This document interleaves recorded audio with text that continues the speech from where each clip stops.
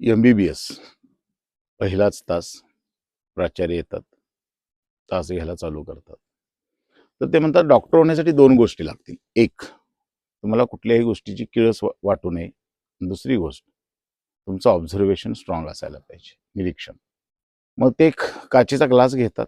ग्लासमध्ये अतिशय गलिच्छ पाणी, घाणेरडं, नुसता वास घेतला तरी उलटी येईल असं घाणेरडं पाणी घेतात.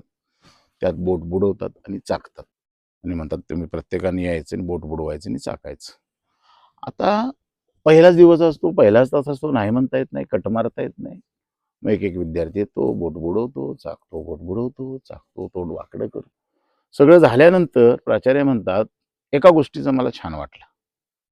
तुम्हाला कुठल्याही गोष्टीची किळस वाटत नाही. पण एका गोष्टीचं वाईट वाटलं. तुमचं ऑब्झर्वेशन चुकीचं आहे. मी हे बोट बुडवलं आणि हे बोट चाकलं. ऑब्झर्वेशन.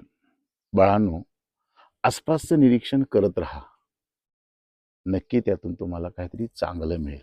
निरीक्षणाशिवाय यश नाही. धन्यवाद.